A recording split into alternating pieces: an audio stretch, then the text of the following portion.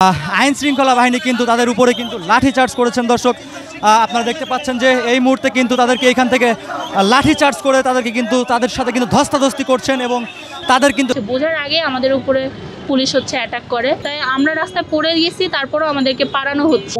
আমার কাছে যে মেডিকেল রিপোর্ট, হসপিটাল থেকে আসছি আমি একটু আগে। আমাদের পুলিশ এখন কেন আমাদের লাঠিচার্জ করবে? আমরা এখানে শান্তিপূর্ণভাবে আন্দোলন করতেছি, হঠাৎ করে পুলিশ আমাদের উপর লাঠিচার্জ করে।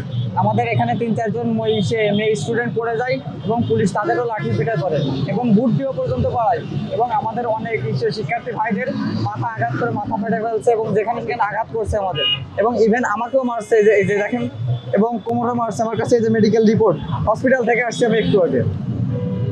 এভাবে আমাদের শান্তিপূর্ণ আন্দোলনে পুলিশ লাঠিচার্জ করছে।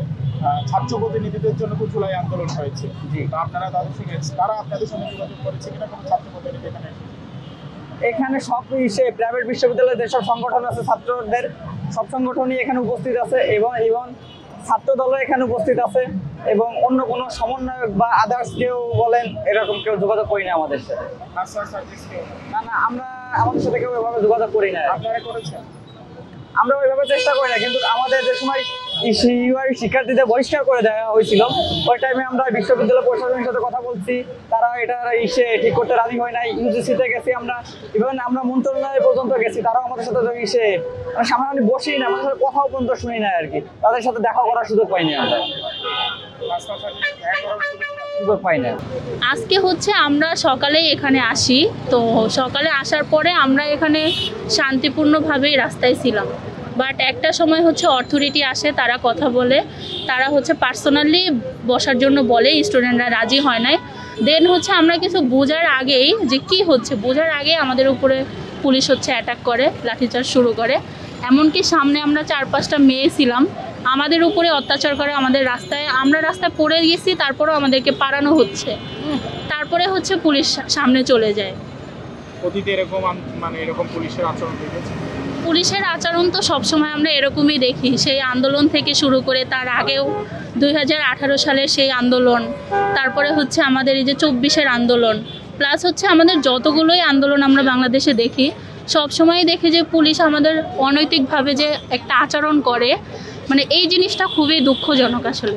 পুলিশ আমরা সকালে এখানে দাঁড়ায় আছি, প্রফেশনাল টিম আসছি ইউনাইটেড ইউনিভার্সিটি থেকে। আসার পর আমরা এখানে দাঁড়া থাকানোর পর এসে আমাদের উপর অতর্কিতভাবে হামলা করছে। আমাদের হাতে তো কিছু নাই, আমাদের কয়েকজন নারী আছে, তাদের উপর হামলা করছে। এই ভাই ছিল হামলা করছে, আমি তাদের সবাইকে মেডিকেলে নিয়ে গেছি। আমাদের না আলোচনা এখনো ওনারা আসছিল, পরবর্তীতে আবার আসছিল, তারা আবার বসার জন্য চেষ্টা করছে এবং তারা হুমকি দিচ্ছে এখান থেকে যদি তারা না যায়, তাদের ফ্যামিলি যদি না আসে, তাদের এই প্রত্যাহার তারা করবে না, তাদের ওই যেটা জারি আছে সেটাই থাকবে, তাদের ওইটা তুলে নেবে না। ফ্যামিলিকে তারা ফোন দেয়, প্রফেশনাল টিম তারা ফোন দেয়, ওখানে তাদের পরিবারকে ফোন দেয়। কেন এখন তারা ফোন দেবে কেন? তাই তো ফোন দেওয়ার তো কোনো মানেই তো আসে না। সমস্যা এখানে পরিবার কেন জানবে? সমস্যা এখানে রাজপথে তারা আসুক, রাজপথে সে সমাধান করুক। আমরা রাজপথে জুলাই মাস থেকে আছি, এখনো আছি। আমাদের প্রতিষ্ঠা এসে কেন আমাদের রাজপথে নামতে হবে? আমরা তো তখন আমাদের অনেক সহযোদ্ধা তারা মারা গেছে, জেল খাটছে, তারা তো ছিল, তো আমাদের কেন এখন এসে রাজপথে নামতে হবে কেন?